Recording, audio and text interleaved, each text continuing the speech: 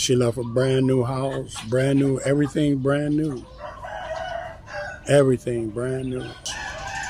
You see? So don't come here spending no whole bunch of money on them and getting broke and trying to set them up like they some kind of, no, treat them like what they is. Okay? They will live like dogs. They'll live like pigs. Treat them like that.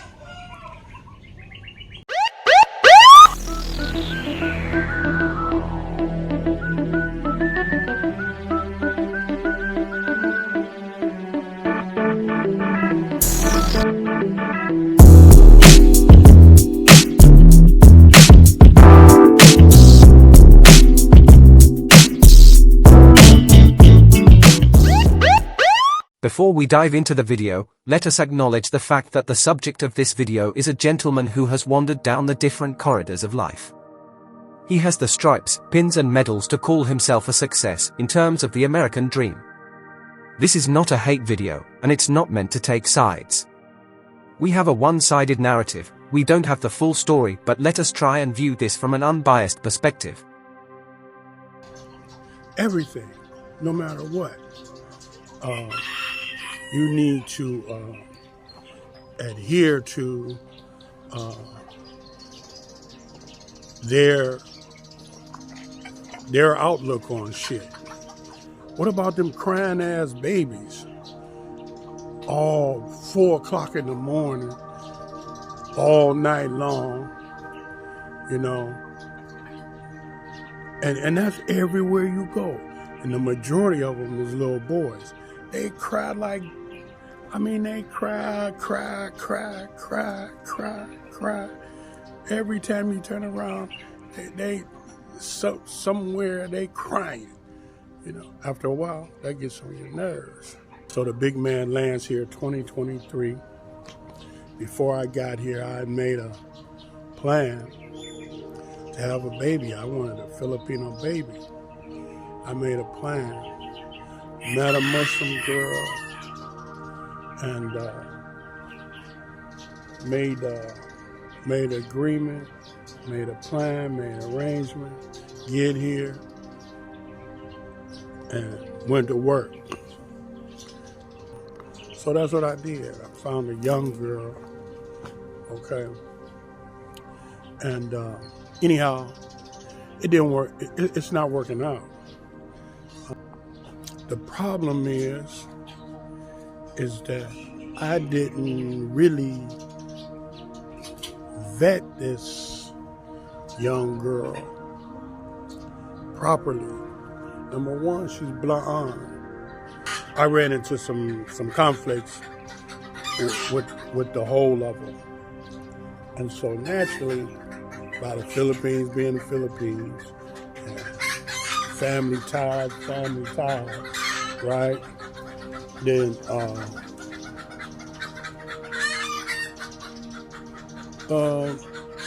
we had a problem. I'm fed up, man. I'm fed up because everything is day way. Basically, it's day way or the highway. You see, and some of their ways is backwards as hell.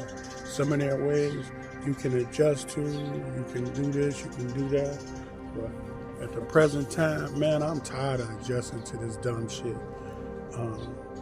Vast research and analysis was put into this video to really bring out the core issue within the 15-minute rant. It can be gathered that the big man was looking for a traditional wife, in all its essence, someone like Marilyn, if you know who I'm referring to.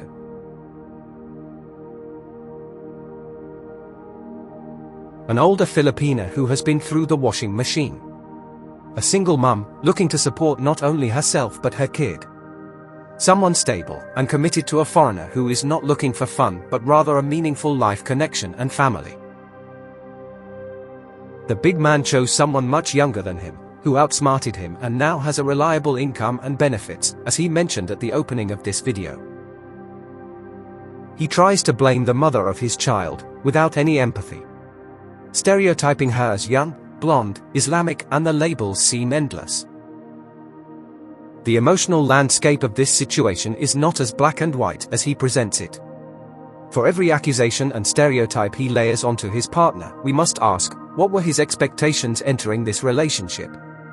Did he truly see her as an equal partner or merely as a symbol to fulfill his desires for acceptance, affection, and companionship at this stage in his life?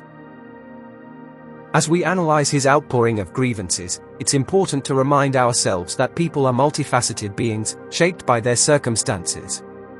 The young woman he chose may have been navigating her own struggles and aspirations which deserve recognition, rather than dismissal. Listen, here in the Philippines, everything is the Philippines way. I mean, no matter what it is, the Philippines has this twist to it. What a small statement from the big man. Of course, this is the Philippines. It's not rooted in a single person or group of people, it's rooted in society through culture as a way of life. These may be the real facts behind the 15 minutes of anguish.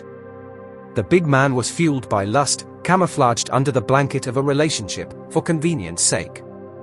He arrived here with expectations for himself, and that of which he set for his partner. It needs to be understood that Filipinos don't want to be told how to live their life, even if you'll be the one giving them a kidney or even oxygen to survive. This points to a critical cultural misunderstanding. The big man might have envisioned a transactional dynamic in which his success and resources would equate to a submissive partner eager to fulfill his demands. However, this disregards the strong sense of identity and autonomy that many Filipinos, especially women, pride themselves on. They are not simply looking for someone to rescue them, they seek partnerships based on mutual respect, understanding, and shared value, especially if they are young with options. The big man's insistence on his own expectations further amplifies the disconnect. He may have believed that by embodying the role of a provider, he could dictate the terms of the relationship. Yet, this expectation essentially stripped his partner of her agency, reducing her to a role that fit within his narrative rather than one she defined for herself. Such a perspective reflects a belief that his financial stability grants him ownership over the relationship, thereby ignoring her autonomy and individuality. Ultimately, the relationship's downfall speaks volumes about mismatched expectations and a lack of genuine understanding between partners. Rather than viewing his partner through the lens of neediness or dependency, the big man should have embraced an approach centered on partnership and acceptance, one in which both individuals contribute to the fabric of the relationship based on their strengths, goals, and unique perspectives. I'm like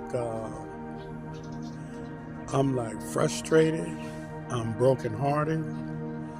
I'm ready to get the hell out of here. I became so attached to this baby. It was an experience, even though I have 10 kids in the States, it was an experience that I can honestly say I hadn't experienced. What about them crying ass babies? All 4 o'clock in the morning, all night long, you know. And that's everywhere you go. And the majority of them is little boys. They cry they cry. Every time you turn around, somewhere they crying, you know. The fact here is that the big man was fueled by lust over a young Filipina, and flew over to meet his relationship prospect after hours, or even days of sexting, video calls, and what else that may be. He has refused to try and reconcile differences, opting to make an exit, amidst the drama, having already finalized a divorce.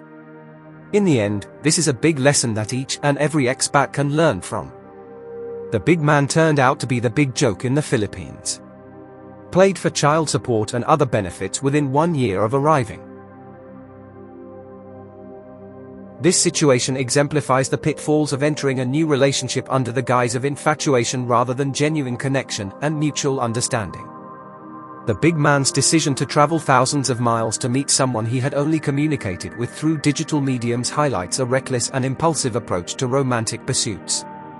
While the excitement of online interactions can foster strong feelings, it often fails to capture the intricate realities of a long-term partnership, particularly one that crosses cultural boundaries.